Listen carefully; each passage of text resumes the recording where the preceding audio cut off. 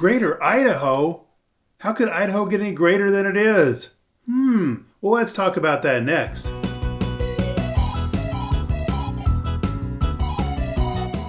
Hey, Dave Edwards, Treasure Valley Dave here. And there's been a lot of talk in the news about this Greater Idaho thing, where you're bringing in part of Oregon to become part of Idaho. Is this a good thing? Is this a bad thing? Why would they want to do such a thing? Well, let's check it out. Here's a news story that came out just recently about in Idaho. It recently passed the House that we're going to continue talking and exploring what it looks like to become part of this Greater Idaho thing. I've listened to this interview here with McCaw. He's over in Oregon, and he's the spokesperson for this Greater Idaho project. And just a few of the things that they're talking about here is this approval by the Idaho House of Representatives signals that Idaho is going to continue talking with Oregon about this Greater Idaho movement. Essentially, the Greater Idaho movement proposes that nearly everything that is east of the Cascades, except for Bend, becomes part of Idaho. Currently, there are 11 Oregon counties that support the move. That sounds pretty wild. So here's Matt McCaw. He's the spokesman for the Greater Idaho movement. And I tend to agree with him when he says that the people of Eastern Oregon are much more similar to the people of Idaho than they are to the people of West Oregon in almost every way. Socially, culturally, economically, politically. They would prefer state government from the state of Idaho to the government that they've got from the state of Oregon. And if you've done any research, kept up with the news, you can really see that there is a vast difference between the state government of Oregon and the state government of Idaho. Another representative from Oregon said that I didn't used to support it, this Greater Idaho movement, but I have to tell you, after some of the ballot measures I've seen and some of the activities in Salem, that's the capital of Oregon, I can sure see why people would want to be drawn to support this. And I think he's probably right there. And this guy also continues that, but I must say, it's really sad that we would be looking at such a dramatic change.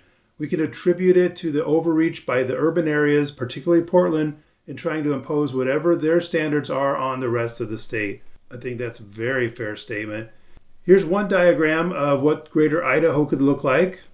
And really takes up, wow, this one has like over 2/3 of Oregon joining Idaho. And here's the official website from this Greater Idaho movement. And you can check it out yourself. It's at www.greateridaho.org. And here's their map. And it says these counties in red over here in Oregon are counties that have already voted for joining Idaho. The green ones are counties that will be voting next on joining Idaho. And these few gray ones here are counties that have not yet voted on the Greater Idaho project. But just look at this. Wow. So pretty much the difference between this and that previous map is that this here, I mean, sure, it'd be kind of cool if Idaho all of a sudden became a coastal state. I mean, that'd be pretty wild, right? But this is pretty cool too. There's a lot of land. And so you're wondering, how many people? Well, Matt McCoy guy, he said that there's about 400,000 people that would be leaving Oregon and joining Idaho. Of course, these are the more conservative, the more out here in the agricultural areas, very much, akin to what we have here in Idaho. Just good conservative living type people. And here's the resolution from the House, the legislature in Idaho. And it said that the House of Representatives pledging to continue to be actively engaged in discussions with the Greater Idaho movement to determine the best possible course for Idaho. Well, and that's kind of reassuring too, is that we want to make sure that whatever happens with this program, that is a benefit for Idaho as well.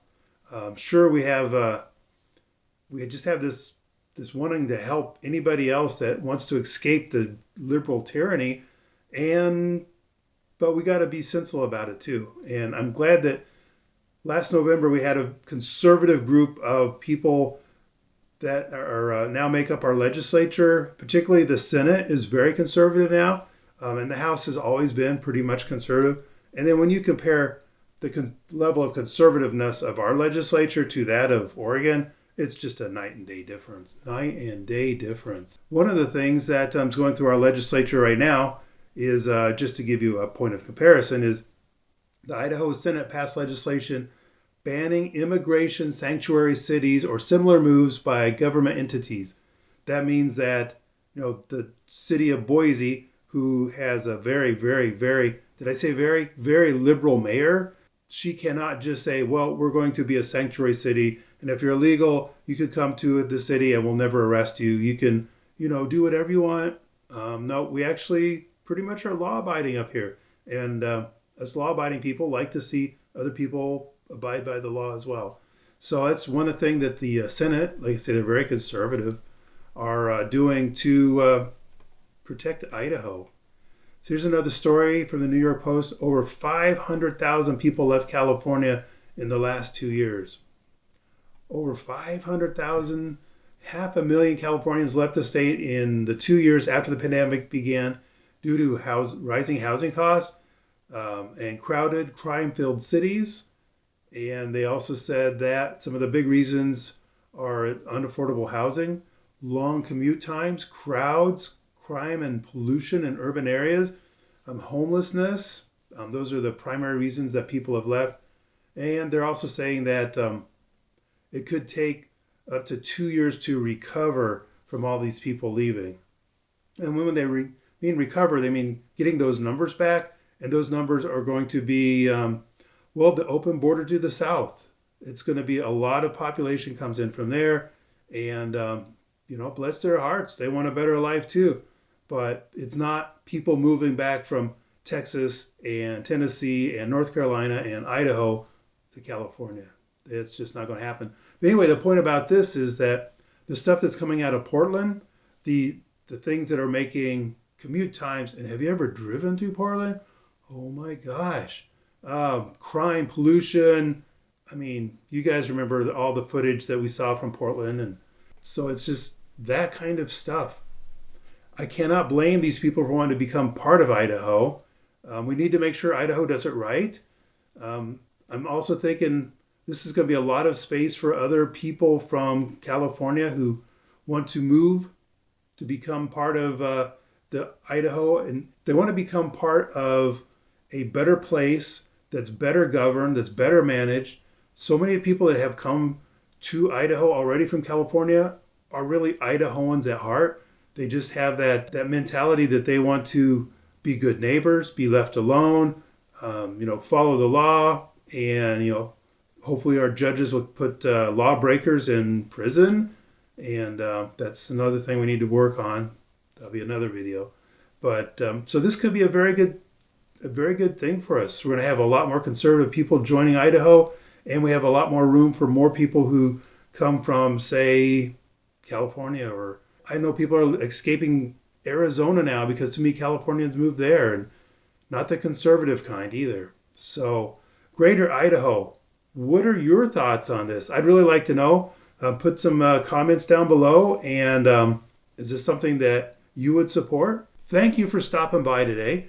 And if you like this video, please go ahead and subscribe to the channel. That helps so much. Like the video, and maybe share it with somebody else that might want to see this. Well, anyway, thanks for stopping by, and until next time, Dave Edwards, Treasure Valley Dave, looking forward to helping you get home.